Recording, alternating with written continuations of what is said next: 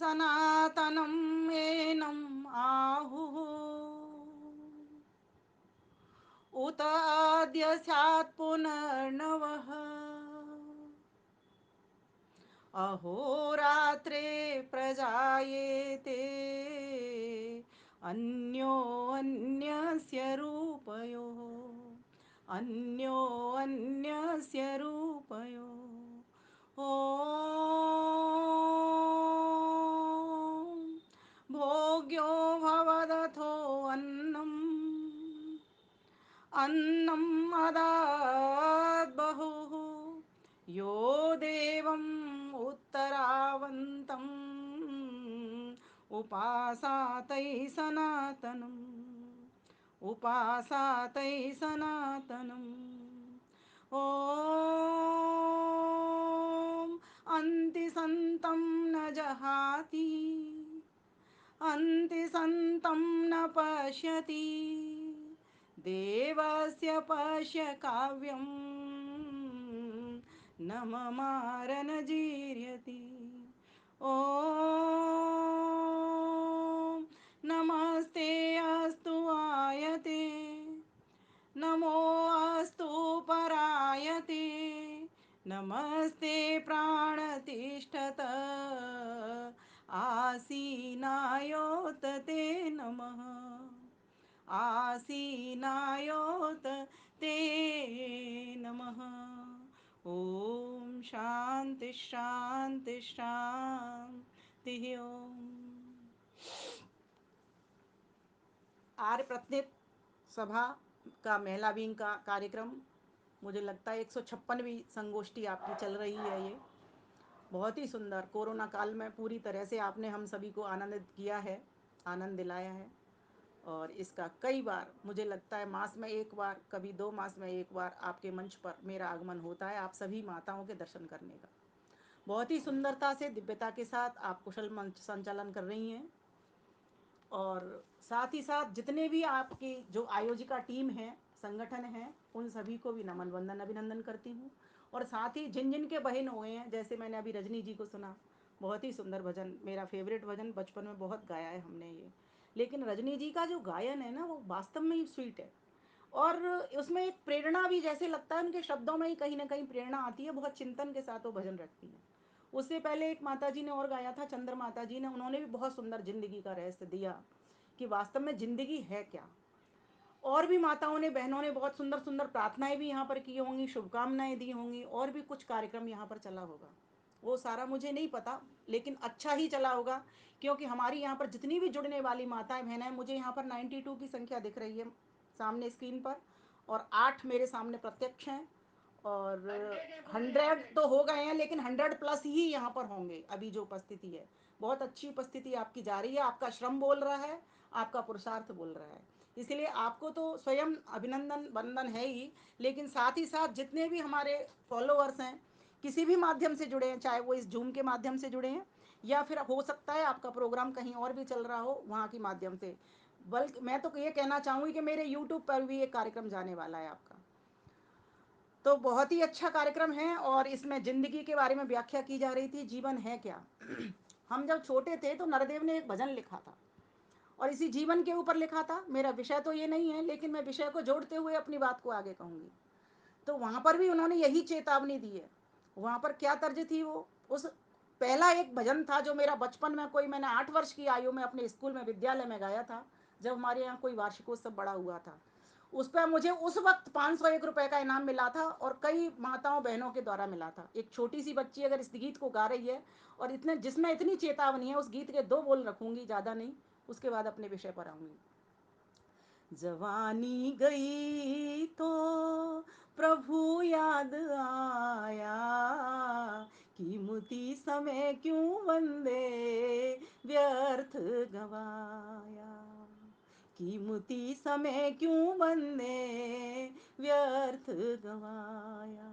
स्वस्थ शरीर से ही सब काम होते, स्वस्थ शरीर से ही सब काम होते, रोगी मनुज कहीं योगी न होते, भोगी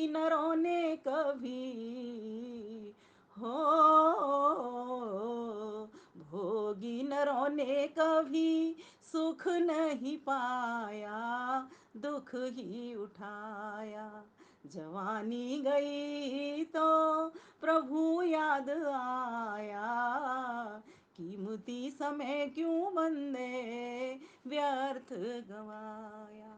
आगे चेतावनी देते हुए वो कहते हैं, क्या लिखते हैं, कितना सुंदर कवि का चिंतन कहाँ पहुंचता है, देखो समझने की बात है। वो लिखते हैं, गाड़ी गई तब चला है मुसाफिर, गाड़ी गई तब चला है मुसाफिर, मिली ना टिकट आया घर लौट आखिर।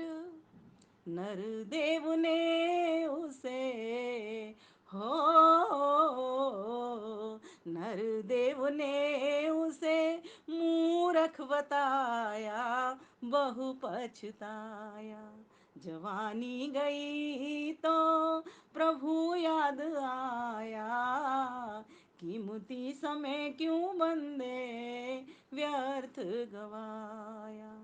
एक फिर लिखते हैं, वो एक जगह और है, सूखी फसल तब बरसा है पानी, सूखी फसल तब बरसा है पानी, मारेगा निशाना कैसे टूटी है कमानी। आग लगी तब हो, आग लगी तब कूप बनाया, घर को जलाया। जवानी गई तो प्रभु याद आया, कीमती समय क्यों बंदे व्यर्थ गवाया, कीमती समय क्यों बंदे व्यर्थ गवाया, कीमती समय क्यों बंदे व्यर्थ गवाया। प्यारी माताओं बहनों, अपना माइक बंद कर रखेंगे, कोई मुझे ना प्रशंसा करेगा ना कुछ। विषय की ओर आते हैं। वास्तव में ये जीवन हमारा जा रहा है, अगर इस जीवन को मनुष्य योनि को पाकर के भी हम अपनी संस्कृति की ओर ना लौट पाए तो हमारा मनुष्य चोले में आना व्यर्थ ही समझो। मैं यहाँ से इसको जोड़ते हुए अपनी बात को प्रारंभ कर रही हूँ। मैंने आपके सामने 3 मंत्र पढ़े। 3 मंत्रों में मैंने सनातन शब्द की व्याख्या को ही उकेरा है, जैसा कि ईश्वर ने हमको वो सनातन मंत्र दिया है और ऋषियों के कृत भाष्यों के द्वारा उसकी व्याख्या हमको मिली है और विद्वानों के द्वारा उसको अति सरल कर दिया गया है। इन दोनों मंत्रों की व्याख्या मेरे द्वारा भी लिखी जा चुकी है, आज से कोई 2-3 साल पहले। लेकिन अब विषय ये चला है सनातन संस्कृति का, तो मुझे ध्यान आया कि क्यों नहीं मैं इन्हीं मंत्रों की व्याख्या के साथ ही अपनी बात को प्रस्तुत करूं। तो मंत्र के भीतर कहा गया है, सनातनम एनम आहुहु।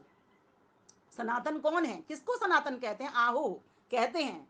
किसको कहते हैं? तो उसको कहते हैं। किसको कहते हैं? एनम, उसको कहते हैं जो ईश्वर है। और सनातन का जो ईश्वर है उसको क्यों कहते हैं? तो क्या लॉजिक होगा इसका, क्या तर्क होगा? तो कहते हैं जो सदा से है वही तो सनातन है, क्योंकि ईश्वर सदा से है, सदा रहता है और सदा ही आगे रहेगा। पहले भी था, आज भी है और आगे रहेगा, इसलिए ईश्वर सनातन है। तो प्रश्न हो सकता है आपका, क्या जीवात्मा सनातन नहीं है? बिल्कुल सनातन है। जीवात्मा पहले भी थी, आज भी है और आगे भी रहेगी। तो बोले प्रकृति क्या सनातन नहीं है? बोले हाँ, प्रकृति भी सनातन है, पहले भी थी, आज भी है और आगे भी रहेगी। लेकिन फिर प्रश्न आया मेरे पास एक, बोले प्रकृति से यह सारा संसार बना है, तो हम मिटता देखते हैं, जाता हुआ देखते हैं, विनाश होते हुए देखते हैं और बनता हुआ देखते हैं। जन्म लेना और मरना, बनना और बिगड़ना, ये सब देख रहे हैं। बढ़ना, बनना, बढ़ना और बिगड़ना, ये सब कुछ देख रहे हैं हम यहाँ पर। तो आपने कैसे कह दिया प्रकृति सनातन है? मैंने कहा प्रकृति जन्म नहीं लेती, प्रकृति उसका एक ऐसा मटेरियल है जिसके द्वारा ये सारा संसार बनाया जाता है।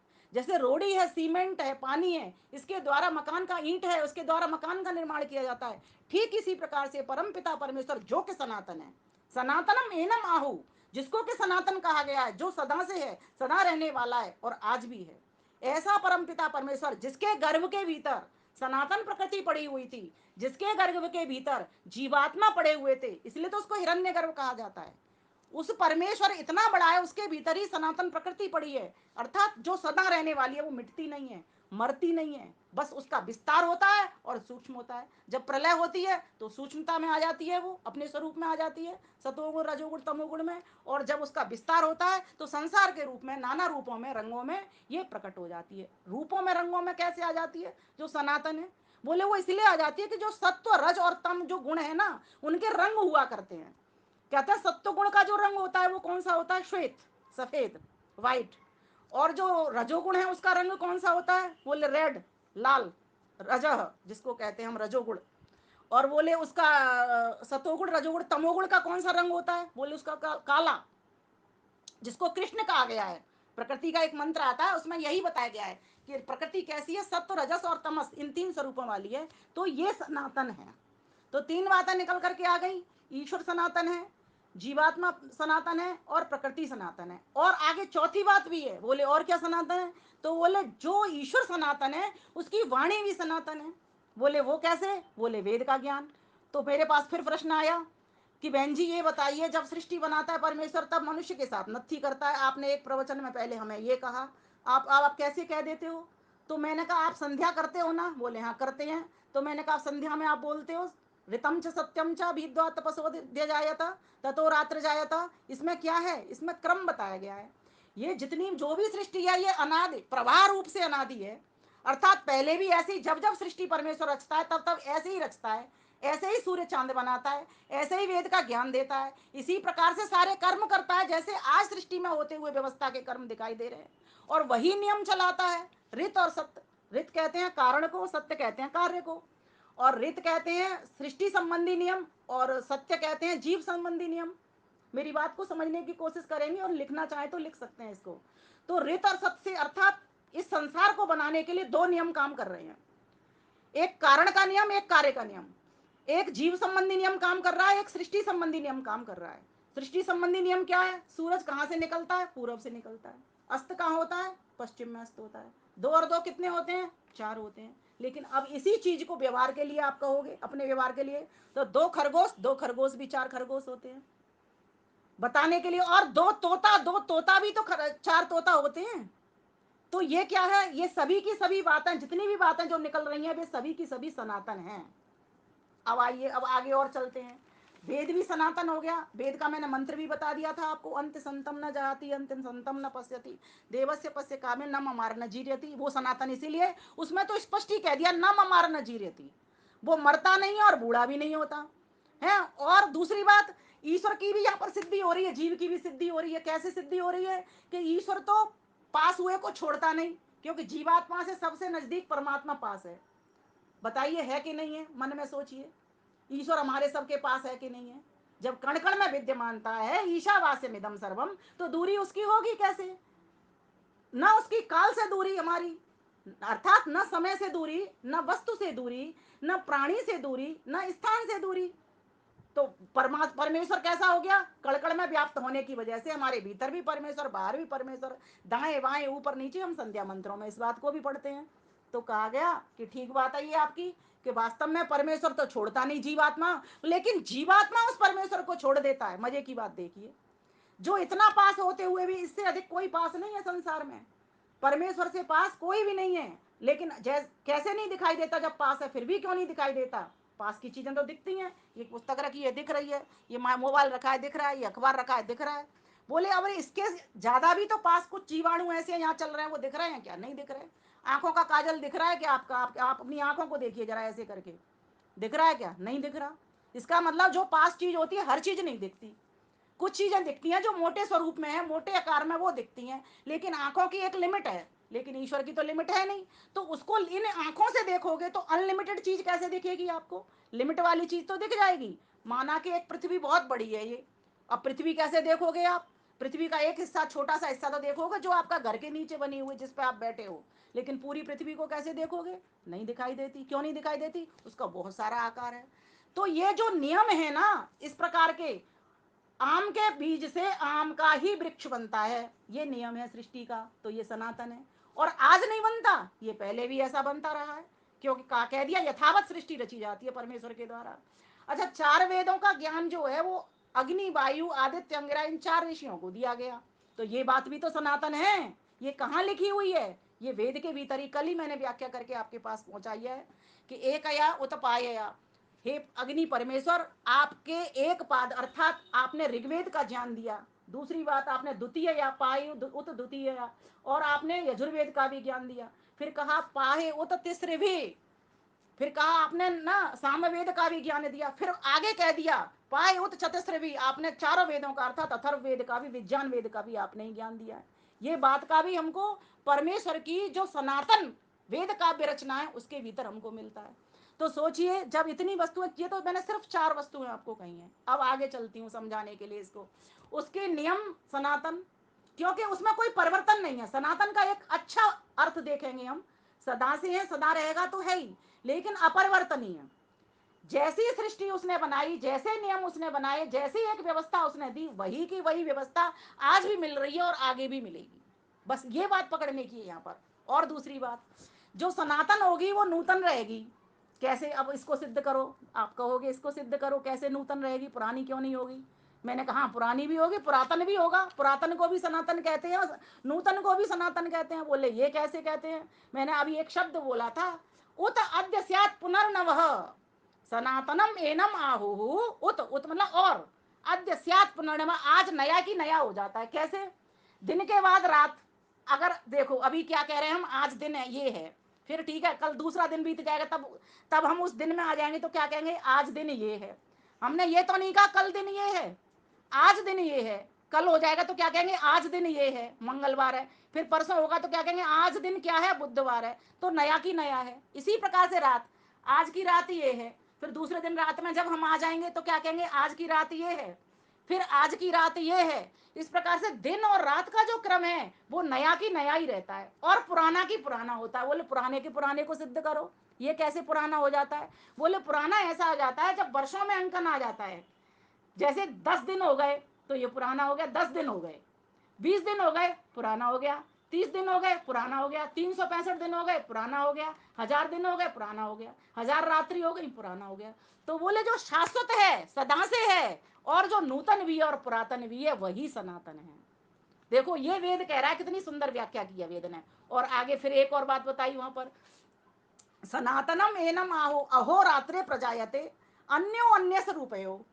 अन्यो अन्य स्वरूपयो ये क्या है? कहते हैं कि अन्य में अन्य का रूप हो जाने पर। अब अन्य में अन्य का रूप क्या है? कहा गया है कि जैसे मैंने अभी आपको कही रात दिन की बात, चलो इसी ऋतुआं ऋतुआं ले लेते हैं इस जगह पर। अब ऋतु अभी कौन सी चल रही है? सर्दी प्रारंभ होने वाली है। सर्दी के बाद फिर क्या आएगा? गर्मी आती है, गर्मी के बाद वर्षा आ जाती है। तो अन्य में अन्य रूप, अर्थात आपको अलग अलग रूप तो दिखाई दे रहे हैं, लेकिन काल तो एक ही है ना। वैशेषिक दर्शन में महर्षि कणाद कहते हैं काल एक ही है, दिशा एक ही है। ये व्यवहार के लिए हमारे लिए काल बहुत सारे, वर्तमान काल, भूतकाल और भविष्य काल का निर्माण कर दिया गया है, जिसके आधार पर हम व्यवहार कर पाते हैं। दिशाएं 10 कर दी गई जिसके आधार पर हम व्यवहार कर पाते हैं। ये पूरब की दिशा, ईश्वर के लिए कोई दिशा नहीं है, ये ध्यान समझना। ईश्वर के लिए कोई काल नहीं है। अगर काल होता तो महर्षि पतंजलि कभी नहीं कहते स एषः पूर्वे शामपि गुरु कालेन अनवच्छेदात्। कभी नहीं कहते वो, उनका काल से भिन्न नहीं होता ईश्वर का। इसका मतलब क्या है कि वो काल तो उसके भीतर में है, काल तो उसके बस के भीतर है। काल में तो हम सभी रह रहे हैं, हमारे लिए भूतकाल है, हमारे लिए वर्तमान काल है, हमारे लिए ये है। तो जो काल है वो भी सनातन है, दिशाएं वो भी सनातन है एक एक, लेकिन व्यवहार के लिए बहुत सारे वर्गीकरण और भेद आ गए। बोले और क्या क्या सनातन है? फिर कहा अन्यो अन्य से रूपयो। इसके बाद में और क्या क्या सनातन है? तो बोले वर्ण सनातन है। बोलो वर्ण सनातन है कि नहीं? ब्राह्मण क्षत्रिय वैश्य शूद्र ब्राह्मणों मुखमासीत बाहु राजन्य कृता, ये किसका ज्ञान है? वेद का ज्ञान है। और जो वेद का ज्ञान होगा वो सत्य ज्ञान होगा, और जो सत्य होगा वही सनातन होगा। ये भी बात पकड़ लीजिए आप यहां से। कह रहे जो सत्य होगा वही सनातन होगा, जो शाश्वत होगा वही सनातन होगा, जो नूतन होगा वही सनातन होगा, जो पुरातन होगा वही सनातन होगा, जिसमें परिवर्तन नहीं होगा वही सनातन होगा। अभी आप एक वेद से अलग हटे हुए व्यक्ति को सनातन का अर्थ पूछना, वो क्या कहता है? जी सनातन धर्म मंदिर में जाते हैं, सनातन धर्म मंदिर है, वो सनातन है। ये कौन दे रहा है ये ज्ञान? ये ईश्वर दे रहा है, और ईश्वर की वाणी वेद वाणी दे रही है ये ज्ञान। मेरा तो ज्ञान घर का बनाया है नहीं, ईश्वर ने कह दिया और अपने ही वेद मंत्र में कह दिया है। और इसमें जो ऋतु हैं वो कैसे काम कर रही हैं? तो वहां पर वेद ने कितना सुंदर मंत्र दिया है। मैं कल इसी मंत्र की को सोच रही थी कि आगे मैं व्याख्या करूंगी, तो आज आपके चैनल से कर देती हूँ। इसमें कहा गया था, तंत्र में के युवती विरूपे अभ्याक्रामम वयतः शन्य मयूखम प्राण्य तंतु स्थिरस्ते धत्ते अन्य अनाप ब्रंजाते न गमातो अंतम।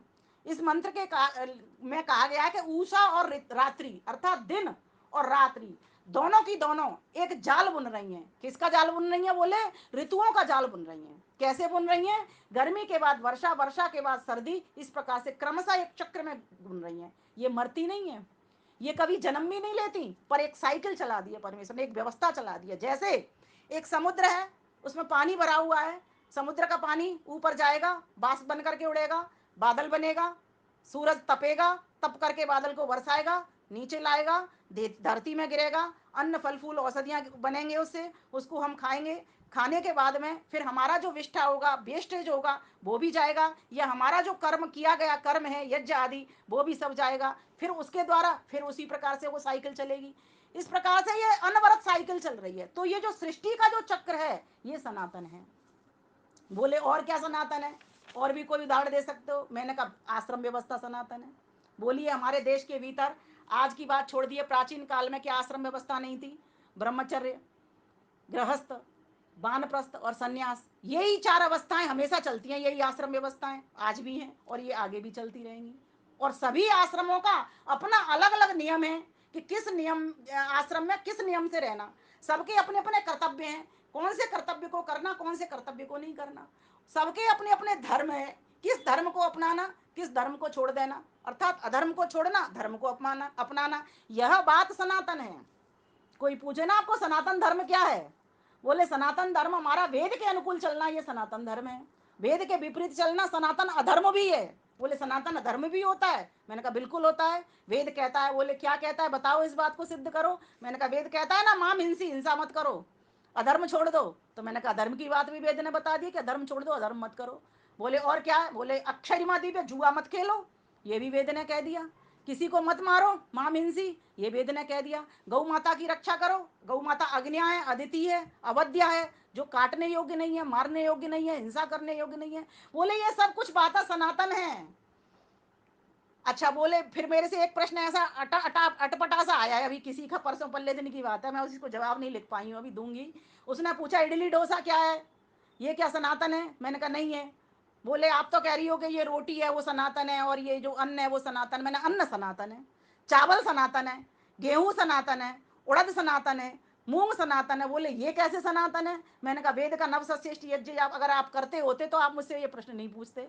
रचना बहन जी, नवसस्येष्टि जब यज्ञ करते हैं तो कितने सारी दालें, चावल और ये कितने सारे नए नए अन्न जो जो आते जाते हैं हर ऋतु में उस तरीके का करते हैं। मैंने कहा वो भी सनातन है। बोले ये तो बड़ी अच्छी बात बता दी। मैंने कहा इडली डोसा सनातन नहीं है। बोले ये कैसे नहीं है? मैंने कहा वहां लिखा नहीं है, वहां लिखा नहीं है। उस अन्न से रोटी बना लो आप, उस अन्न से पुए बना लो आप, उस अन्न से स्वीट बना लो आप, उस अन्न से इडली डोसा बना लो, कुछ भी बना लो, वो तो आपकी मर्जी है। तो बोले वो कौन सा धर्म माना जाएगा? मैंने कहा वो सामयिक धर्म माना जाएगा।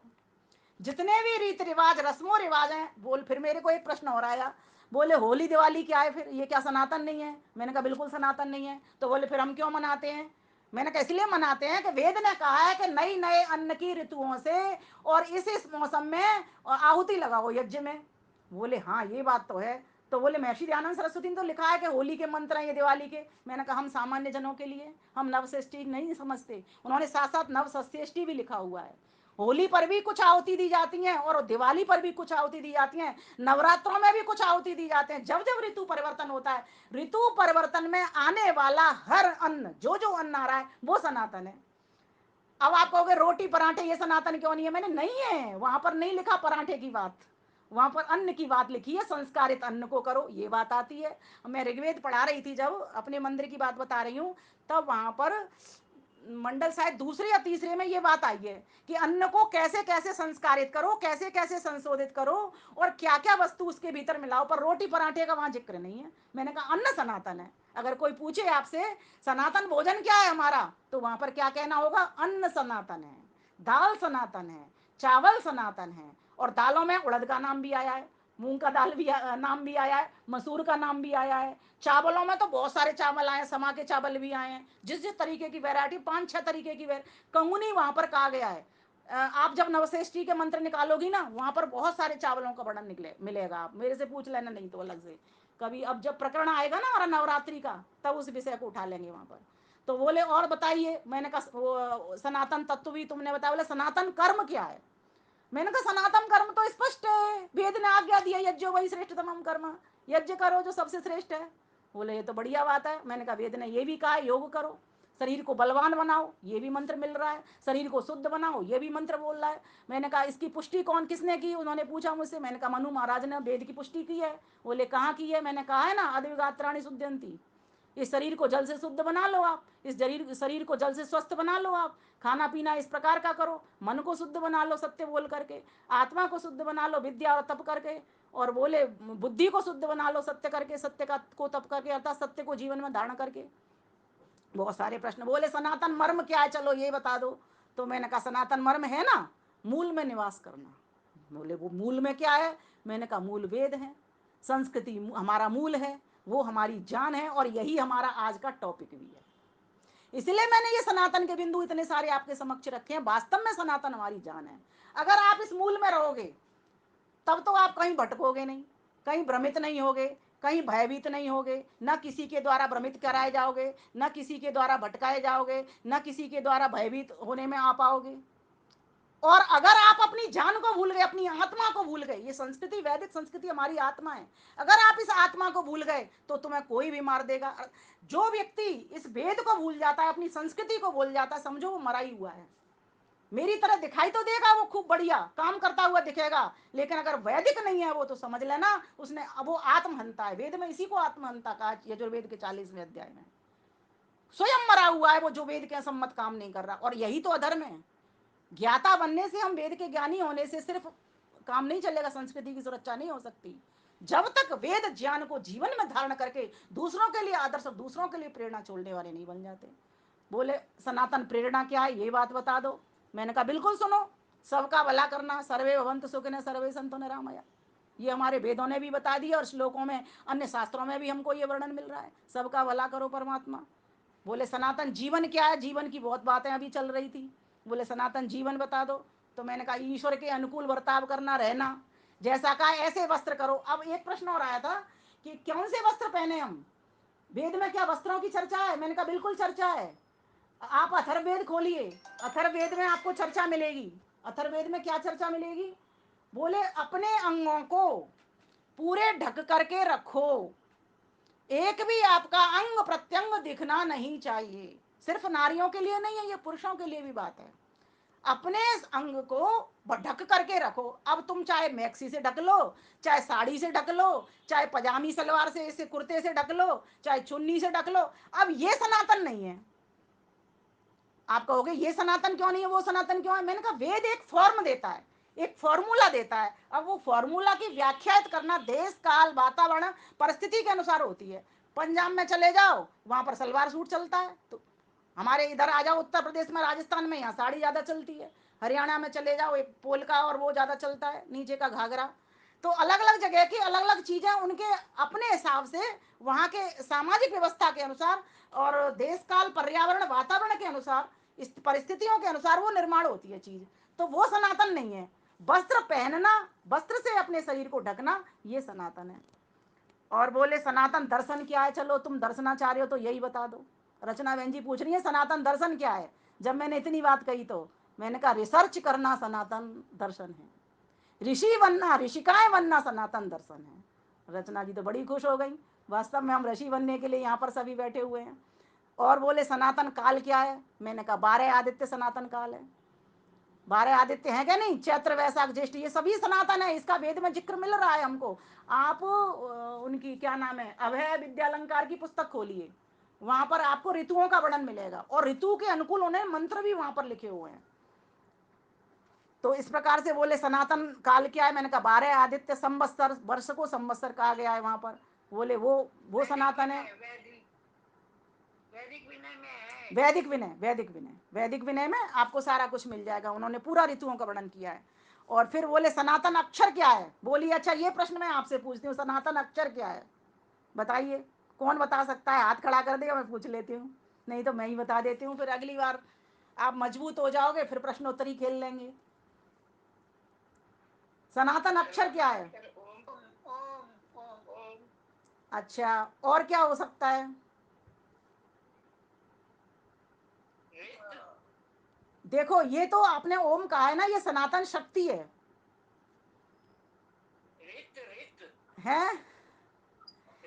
आप पहुंच रहे हैं, ठीक ठीक पहुंच रहे हैं, इसीलिए अब मैं आपको खोल देती हूँ इसको। आ इ ई, इनमें होठ नहीं मिल रहा है, दांत नहीं मिल रहा है, जीभ नहीं मिल रही। अ ई उ ओ, ये सारे की सारे अक्षर क्या हैं? ये सारे की सारा सनातन है। अब इन्हीं में ही व्यंजन मिल जाते हैं। जैसे ओम में म मिल गया ना, आधा म, आधा माँ मिला है ना, उसका हलंत लगा हुआ है, जो माँ है फिर उसमें हलंत लगा हुआ है, तो ये व्यंजन है। हम कहते हैं कि अक्षर ओम अनादि अपार, लेकिन ईश्वर के लिए कहते हैं उस बात को, शब्द के लिए नहीं कहते। अक्षर अर्थात जिसका क्षर नहीं हो, जिसका विनाश नहीं हो, और ईश्वर का विनाश होता नहीं है। इस हिसाब से जो आपने बात कही है वो ठीक है, लेकिन एक शक्ति है ओम, तो हमें ये बताना पड़ेगा अक्षर क्या है, जो वर्णमाला के भीतर अक्षर होते हैं। तो बोले अ आ इ ई उ ए ओ अंगे। और ये वाला शब्द बच्चे को बोलने नहीं आता ना, तब तक आ करेगा। वो गूंगा व्यक्ति है वो भी आ कर सकता है ना, जिसके पास स्वर नहीं है वो भी आ करेगा। जितने भी स्वर निकलते हैं वे सारे की सारे सनातन है। बोले अब ये बता दीजिए हमें सनातन व्यवहार क्या है। मैंने कहा बिल्कुल सुनिए, जैसा अपने लिए चाहो वैसा दूसरे के साथ करो, ये सनातन व्यवहार है। उसके लिए क्या करना पड़ेगा, तो देखना पड़ेगा एकत्वम अनुपश्यत, सबके भीतर एक प्रभु का वास देखना पड़ेगा। जब आप सामने वाले के भीतर प्रभु का वास देख लेते हो तो समझो कि आप वैसा ही व्यवहार करते हो जैसा अपने लिए चाहते हो, क्योंकि अब आपको डर लगता है कि सामने मेरा ईश्वर मुझे देख रहा है। अभी तक क्या होता है हमें पता ही नहीं चलता ईश्वर हमको देख रहा है। जैसे जैसे संध्या क्यों करवाई ऋषि ने, ऋषि को पता था ये मेरे बच्चे भूल जाएंगे ईश्वर को, इसलिए उन्होंने संध्या में वो मंत्र लाके दिया। ऊपर भी देखो, नीचे भी देखो, दाएं भी देखो, बाएं भी देखो, सभी दिशाओं में, 6 दिशाओं में वो परमेश्वर है, चारों तरफ और नीचे और ऊपर, सभी 6 दिशाओं में ईश्वर है। और अगर कोण इसमें गिन लेते हो आप, ईशान ईशान वायव्य नैऋत्य आदि, तो 10 दिशाएं बन जाती हैं। तो इस प्रकार से ईश्वर हमारे सभी ओर चारों ओर रहता है। तो हमारा व्यवहार क्या होगा जब हम ऐसा जान लेंगे, तो जैसा हम अपने लिए चाहते हैं वैसा ही। आप नामदेव जी ने कुत्ते में भगवान देखे, तभी तो वो घी की डब्बी लेके पीछे दौड़ रहे हैं। अरे मेरा कुत्ता मेरी रोटी लेकर के चला गया, घी की कटोरी रखी रह गई, मैं काश चिपड़ पाता रोटी को। कितनी भावना थी उनकी। ऐसे ऐसे संत भी हमारे देश में हुए हैं जो हमारे लिए प्रेरणास्पद हो जाते हैं। अब आगे चलते हैं। बोले सनातन पहचान क्या है, चलिए ये बता दीजिए। और चंद्र डडेजा जी हमसे कह रही हैं बेटा ये बता दीजिए सनातन पहचान क्या है हमारी।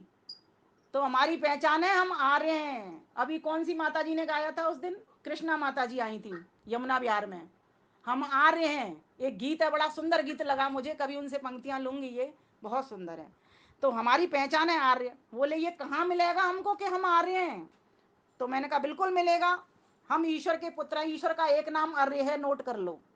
आर्य के पुत्र होने से हम आर्य हैं। आर्यस्य पुत्रः आर्यः, अतः आर्यः ईश्वरस्य पुत्रः। इसलिए हम ईश्वर के पुत्र होने से आर्य कहलाते हैं। और इसीलिए हमारे इस देश की जो वो थी भूमि, वो आर्यावर्त की भूमि थी। बदलते बदलते देश का नाम भारत हो गया। और आजकल तो फिर कहना ही क्या, बहुत अच्छा किया है मोदी जी ने, इंडिया हटा दिया हमारा।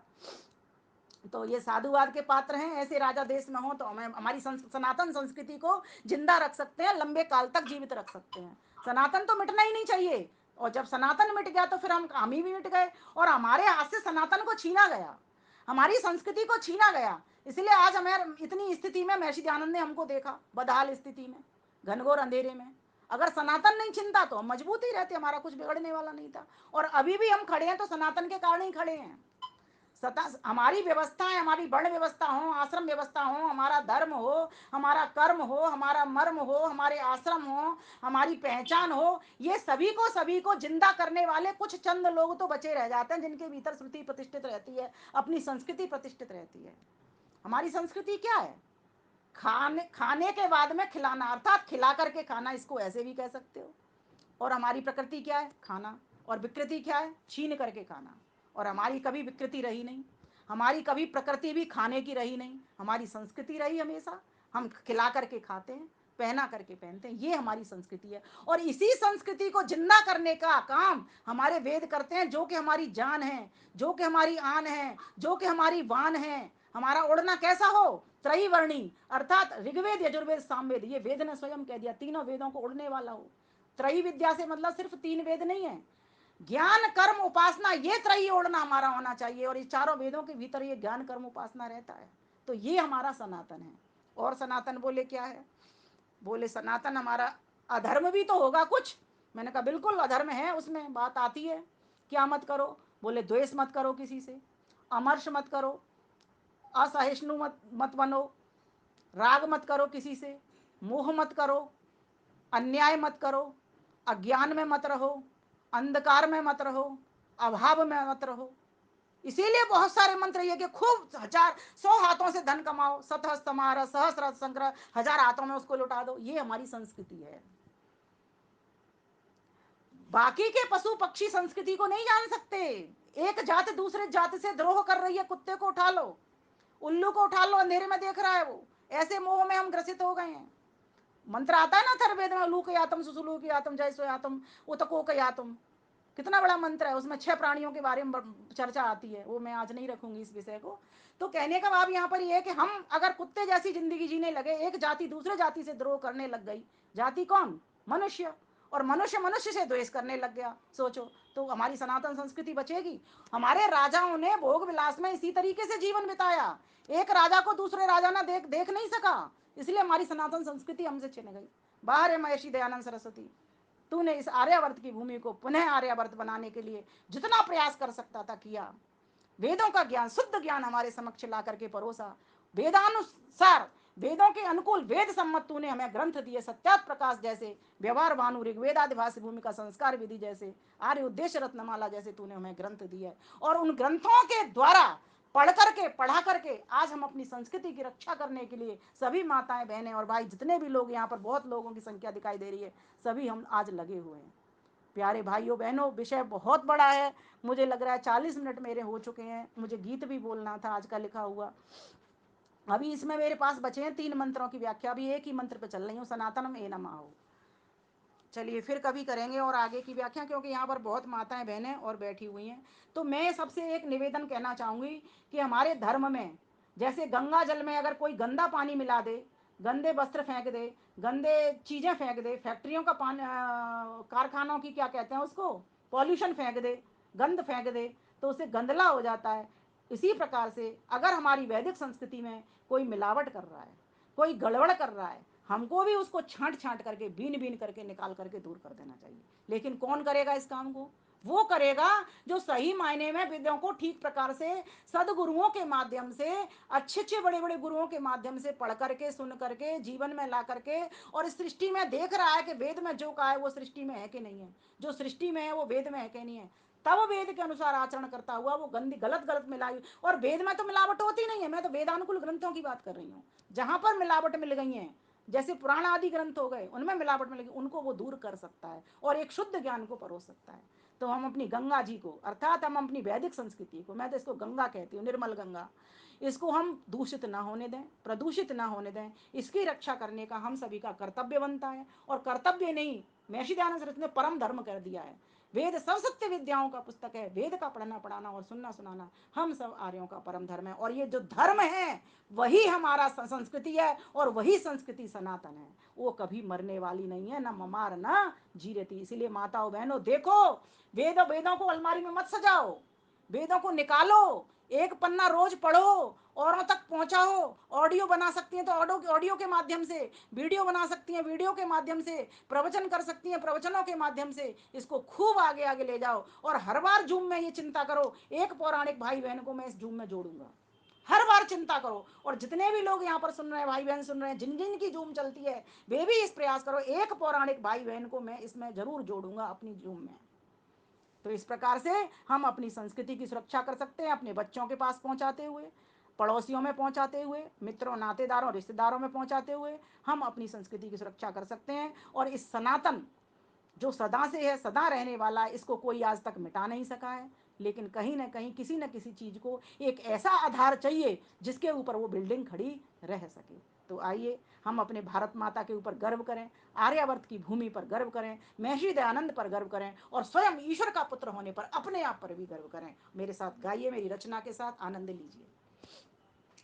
अरे दिल कहे रुक जा रे रुक जा, यहीं पर कहीं जो बात है यहाँ वो कहीं पर नहीं। अरे दिल कहे रुक जा रे रुक जा, यहीं पर कहीं जो बात इस जगह वो कहीं पर नहीं। ब्राह्मण क्षत्रिय वैश्य शूद्र जा मिलकर रहते संग, जगमग हो सितारे, योगी ध्यानी ध्यानावस्थित, गृहस्थी रंगे रंग यज महके ग्रह द्वारे, पति पत्नी दिल खिला खिला, पति पत्नी दिल खिला खिला, तो दिल कहे रुक जा रे रुक जा, यहीं पर कहीं जो बात इस जगह है कहीं पर नहीं, जो बात इस जगह है कहीं पर नहीं।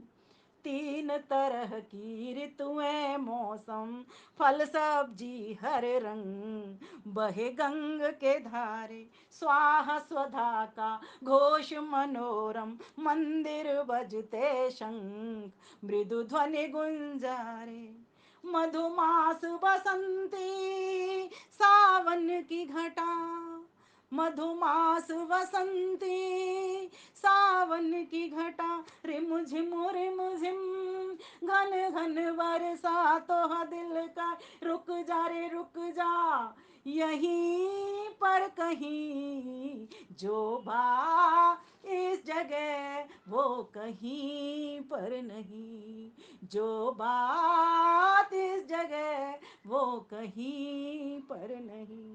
राजा प्रजा चले धर्म न्याय पर, कहता है इतिहास, वीर भारत की भूमि, साँझ सवेरे संध्या वंदन, वेद विमल था प्रकाश, रसना रस चूमी, सुख शांति आनंद बढ़ा, सुख शांति आनंद बढ़ा, हृदय अनहद ओंकार भरा, तो दिल कहे रुक जा रे रुक जा, यहीं पर कहीं जो बात इस जगह वो कहीं पर नहीं, जो बात इस जगह वो कहीं पर नहीं, वो कहीं पर नहीं। प्यारी बहनों भाइयों, अभी रुको एक मिनट, एक सेकंड मुझे पूरा करने दीजिए, बस एक सेकंड, मैं खत्म कर रही हूँ। एक सेकंड माता जी, एक सेकंड। आना चाहिए, ताकि टीवी पे कल पूछ रहे थे सब सनातन का अर्थ क्या है टीवी में, तो आपका ये प्रोग्राम है, रिकॉर्डिंग करके आप टीवी पे सुनाइए। जरूर जरूर, बहुत अच्छा है। जरूर माता जी, अभी सुनूंगी मैं, अभी मेरा ऑडियो अधूरा रह गया, बीच में कट गया ना, फिर इसमें बहुत मेहनत करनी पड़ती है। चलिए, अब मैं ये जो बात बताना चाह रही थी वो क्यों कह रही थी, क्योंकि वास्तव में ये जो हमारी सनातन संस्कृति है ये बहुत मजबूत है, इसको कोई चाहे तो भी तोड़ नहीं सकता, लेकिन तब टूट जाती है जब हम स्वयं टूट जाते हैं। इसलिए आज आवश्यकता है हम सभी मजबूती के साथ खड़े हो जाएं इस वैदिक संस्कृति की रक्षा करने के लिए, जैसा कि आदरणीय रचना जी ने अपना कार्यक्रम चलाया हुआ है, और भी भाई बहन इन कार्यक्रमों को चला रहे हैं, जिसमें अच्छे अच्छे विद्वान वक्ता आने चाहिए, विषयों का चिंतन लेकर के आने चाहिए। पिछली बार भी आपके यहाँ अंकित जी आए, अच्छा ही रहा होगा, क्योंकि उनका यूट्यूब पर चलता है, बहुत अच्छा कार्यक्रम वो करते हैं। तो इस प्रकार से आप सभी माताओं को, बहनों को मैं आपको हार्दिक नमन वंदन अभिनंदन तो करती हूँ, साथ साथ साधुवाद भी देती हूँ। मैं जो कहना चाह रही थी बीच में बोलने से ना, मैं वो बात भूल गई, बहुत पते की बात थी, महत्वपूर्ण, फिर बाद में आएगी। हाँ, मैं ये कहना चाह रही थी, हमारा जन्म भारतवर्ष में हुआ, अर्थात आर्यावर्त में हुआ। भारत क्या, जो भानु में रत है वही तो भारत है। भानु किसको कहते हैं? सूर्य को। जो प्रकाश में रहता है, ये आध्यात्मिक संपदा, ये सिर्फ हमारे भारत और भारत में भारतवासियों ने इसको प्राप्त किया है। माना कि ईश्वर यथे माम वाचम कल्याणी मावधानी जनेभ्य, परमेश्वर ने सभी को दी, सभी देशवासियों की दी, लेकिन हमारे भारत ने इस आध्यात्मिक संपदा को ग्रहण किया, जीवन में आत्मसात किया, जीवन से सामने सबके सम्मुख प्रकट किया। तो माताओं बहनों, आए इस भारत भूमि की रक्षा करें, इस भारत माता की संस्कृति की रक्षा करें, क्योंकि जिसने अपनी माँ की रक्षा की वही पुत्र है, बाकी तो अपुत्र ही है। इसलिए हम अच्छे और सच्चे नेक धर्मवीर ज्ञानवीर दानवीर और क्या कहते हैं उसको धर्मवीर पुत्र पुत्रियां बने, तभी हमारे देश बचेगा, तभी हमारी सनातन संस्कृति बचेगी। इन्हीं शब्दों के साथ मैं आप सभी का बहुत बहुत धन्यवाद देती हूँ। मुझे सौभाग्य का अवसर देने के लिए आदरणीय रचना जी का भी मैं बहुत बहुत धन्यवाद करती हूँ। नमस्ते जी। करते रहिए हंसते हंसते जी। भारत माता की जय।